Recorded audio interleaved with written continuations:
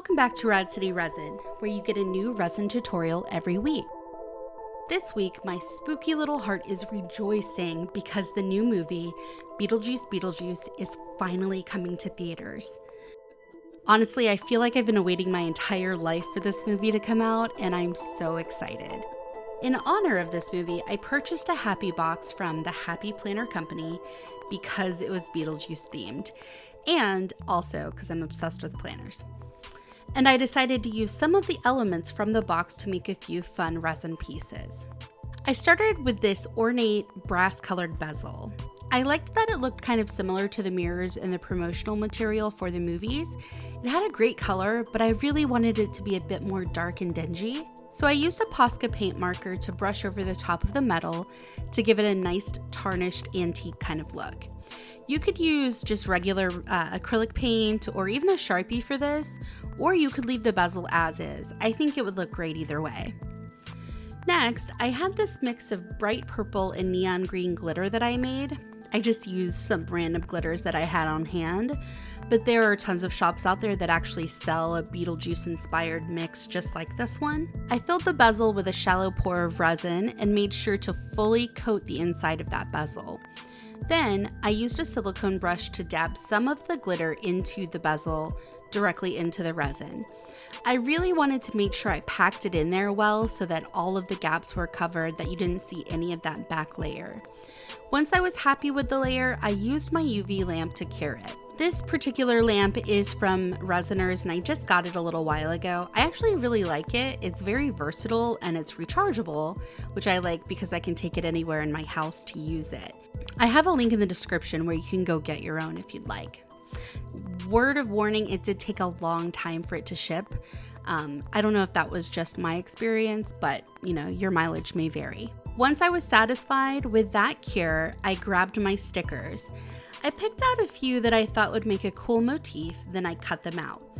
You could just take them directly out of the book. I'm not sure why I cut them out like this, but I used this little spatula to lay my first sticker right in the center of the bezel. I tried to make sure that I didn't get any prints on the back of the sticker because even gloves can sometimes leave a little bit of a residue. The sticker is clear, so anything that touches the back, you're going to see on the back. That lasted for about a whole minute before I gave up and just used my fingers. I'm the only person who has to be happy with this project, so I wasn't too worried. If I do have a fingerprint under there, I'll probably look at it and fixate on it forever, but in the end, it's not hurting anybody. I added a little resin into the bezel, then laid the sticker into that resin. I find that when you put your sticker in the resin instead of on the resin, it tends to blend into the final piece way better. If you apply the sticker to cured resin, you're always going to kind of see the edge of the sticker. Now, this is just my own way of doing this, but you can do it however works best for you, but I kind of like how it's a little bit like it's suspended in space. The only real rule with resin art is that you have to wear your protective gear. Otherwise, just have fun with it. I continued layering the sticker into the uncured resin. I love the way this little holographic sandworm looked against the black and clear sandworm. I feel like it really gave a pop of dimension. And then along the side there, I also added a little holographic spider to really sell that depth and to balance everything. I did another cure here. I like having this lamp around because I can literally lay the piece on the base and then just walk away from it. And it also lets me cure from a bunch of different angles. And it doesn't turn off until you turn it off, which if you've ever dealt with a 30-second timer, you know the struggle. Next, I added another layer of resin to dome the top of the piece. Now I know doming can be a bit intimidating, but the trick is to pour from the center, then slowly lead the resin to the edges. You want most of the resin to sit there on the top of the piece, but you want to make sure you lead it edge to edge.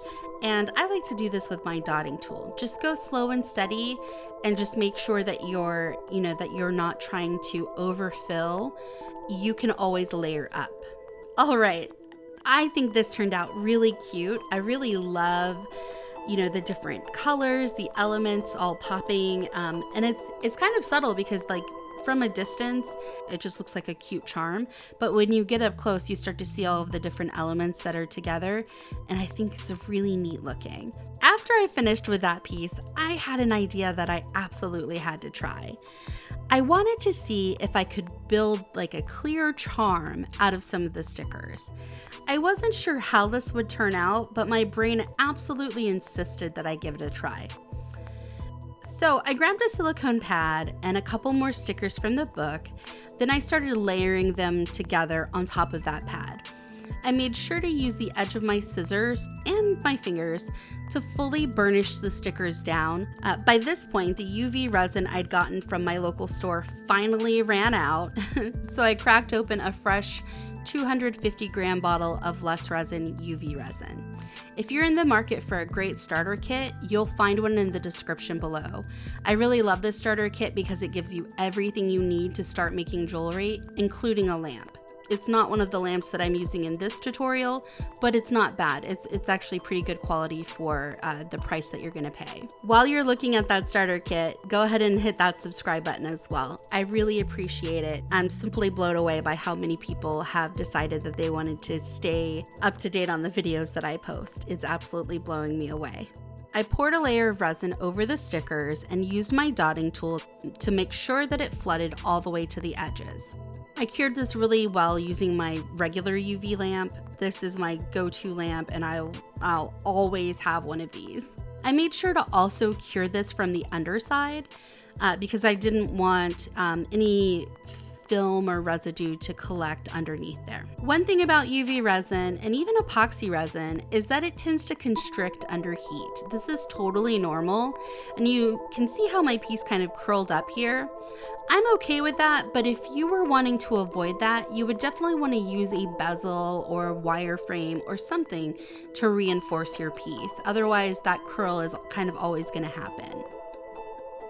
I added another layer of resin to the back side of the piece to cover the sticker residue, and I cured that very well for about 1 minute. I really liked how this was looking so far, but of course, I am a girl of excess, so I knew I wanted to add in some color. I pulled out my Picasso brand alcohol inks and used the colors fuchsia and lime. And I added a few drops of this to the back of my piece. I was not trying to go for any specific look here. I just wanted to, have a couple of splashes of color to give it just a little bit of extra pop. I let this fully evaporate until it was dry to the touch. I forgot to film this, but I also added a thin layer of resin over that alcohol ink to seal in the color. Finally, I finished the piece off with my white Posca paint pen to make sure that all of the colors stood out really well. I sealed this with one final thin layer of resin. I added a magnet to the back side of it so that I could use this on my refrigerator. I love kitschy things like this, and honestly, having this on my fridge just makes me happy. In any case, I hope you enjoyed today's tutorials. All right, I will see you next week, and go make something rad today. If you liked this video, watch my resin tutorial playlist.